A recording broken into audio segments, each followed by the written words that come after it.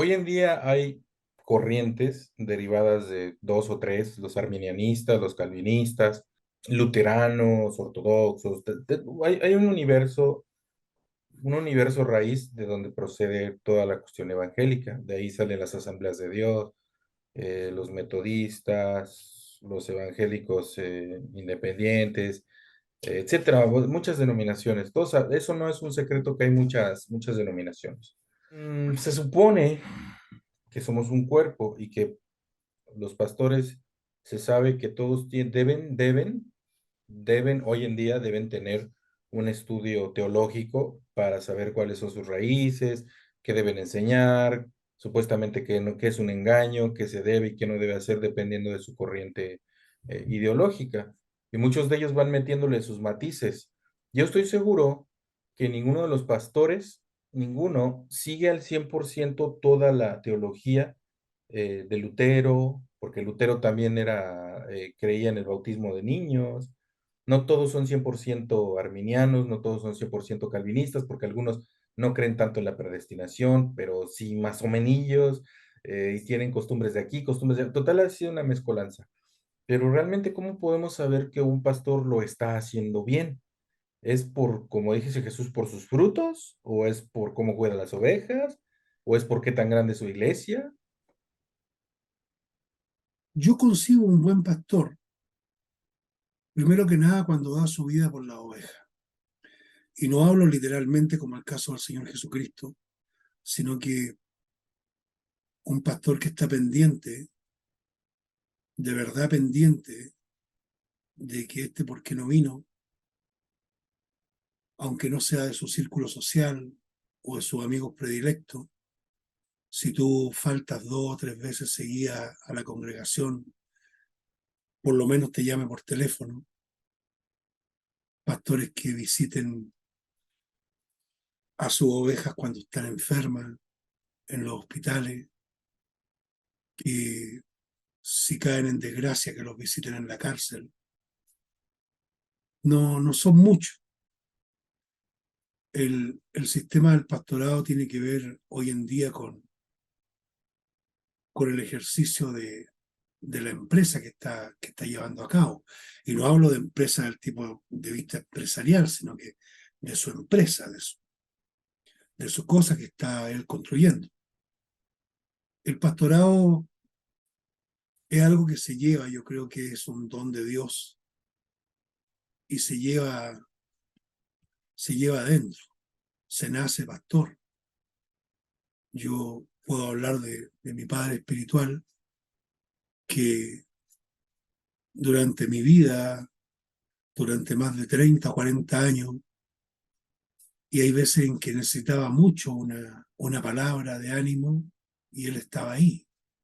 Y uno tiene que ser justo y darle la honra al que merece la honra. Yo, Miguel Ángel, eh, muchas veces se comportó conmigo como un pastor de esos que dejan a las 99 botadas. Si uno lo ve desde el punto de vista global, uno puede criticar muchísimo la labor del pastorado porque se ve cada pastel que es casi imposible decir este es buen pastor o no.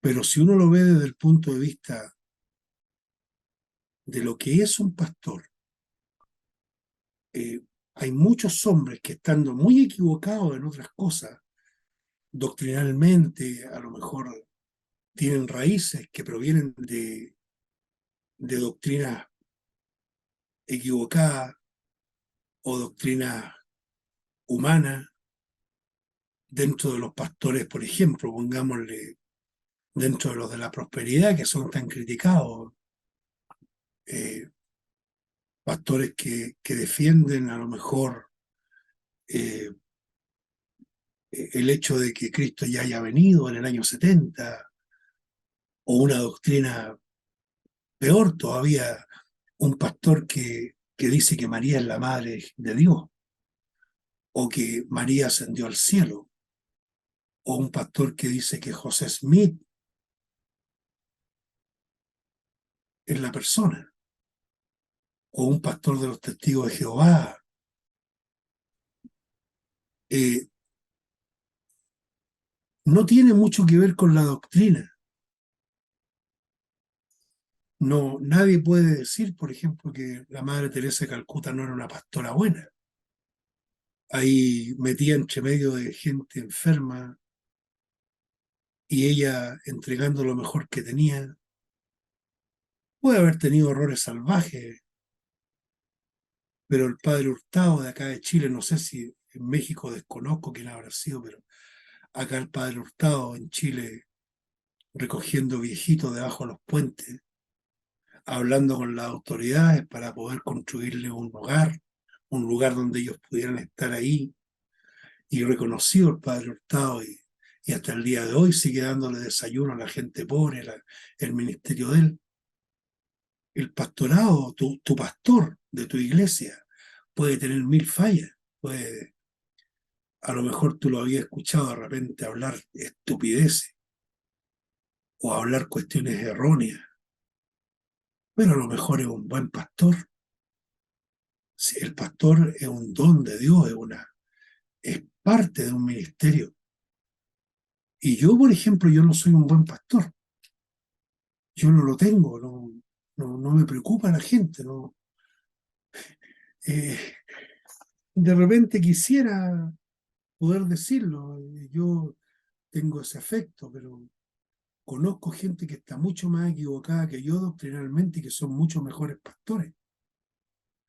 Un buen pastor es una persona que conoce a su oveja. Yo tenía un pastor que decía que cuando viajaba en la noche para poder dormir, porque le costaba mucho dormir en otras camas que no fueran su casa, bueno, a mucha gente nos cuesta, pero él para poder conciliar el sueño se acordaba de uno por uno en el asiento que se sentaba cada uno, porque en la iglesia todos tenían su asiento. Entonces, eh, sabía dónde se sentaba cada uno todos los domingos, como casi en todos lados.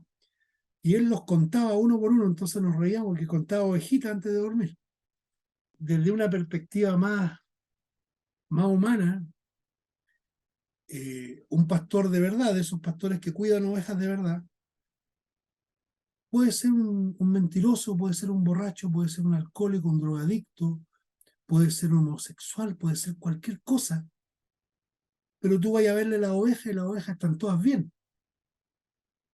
El compadre puede, qué sé yo, cuando es su día libre, salir y ir a meterse a bares con gente de tercera, o por ahí en las calles, de repente con alguna mujerzuela. Es fuerte, pero tú vas en la mañana a verlo y el gallo está cuidando sus ovejas, pues, y se preocupa de que coman, y las lleva para allá, para acá, tiene todo ordenadito, y en su vida privada es perverso, pero sus ovejas están bien. Entonces el pastorado no puede ser una cuestión globalizada. Cuando tú ves a un pastor no lo puedes ver como pastor y enfocarte en todo lo que él es. No, un pastor es un buen pastor cuando se preocupa por la oveja. El buen pastor, yo soy el buen pastor. El buen pastor, ¿qué hace? Su vida da por las ovejas. Eso es lo que hace el buen pastor. El más pastor, ¿qué hace el más pastor? El mal pastor dice, yo soy pastor, ¿cómo se llama? Y tengo ovejas ahí, y le puedo vender unas cuantas, y se me las compra barata, qué sé yo, podemos llegar a un arreglo, o si viene el lobo, de repente el pastor mira para otro lado porque es medio cobardón, entonces que se lleve un par de ovejas, tal, no son ni mías, porque no es el dueño el pastor es el que pastorea, el dueño es otro. Entonces de repente el pastor se faena una ovejita y se la come. Uh, uh,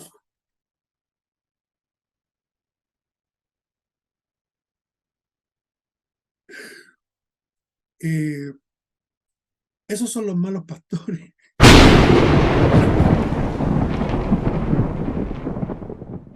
El mal pastor es la persona que no cuida sus ovejas, que no llora con ellas, que no ríe con ellas, que no sabe cuál es el cumpleaños de ellas, que no llama por teléfono. Ese es un mal pastor.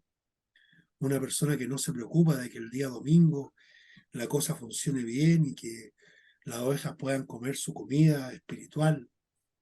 que no se preocupa de que este ujier o esta persona que yo tengo encargada, por ejemplo, de los niños, los hermanos que cuidan a las guaguas, no sean las personas óptimas, no estar encargado de los que, del encargado de los jóvenes, que sea una persona óptima para manejar jóvenes, porque esos jóvenes son el futuro de mi iglesia, son el futuro de nuestra Grey. No estar preocupado de los ancianos, de la viuda, del huérfano, del que quedó sin nada en su casa, de la persona que le falta comida, de que tenemos que juntar dinero y tenemos que juntar mercadería para llevarle a esta persona. Ese es un mal pastor. El buen pastor se ocupa de todo eso.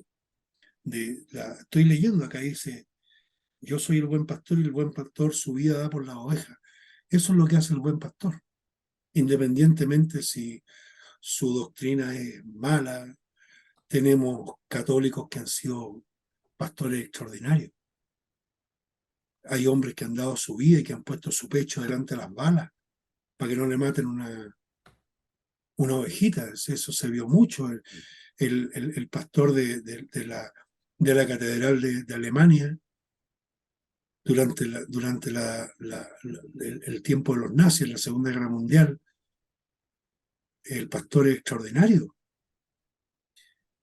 El mismo Karol Wojtyla, el Papa, cuando fue sacerdote también se cuentan cosas maravillosas de él.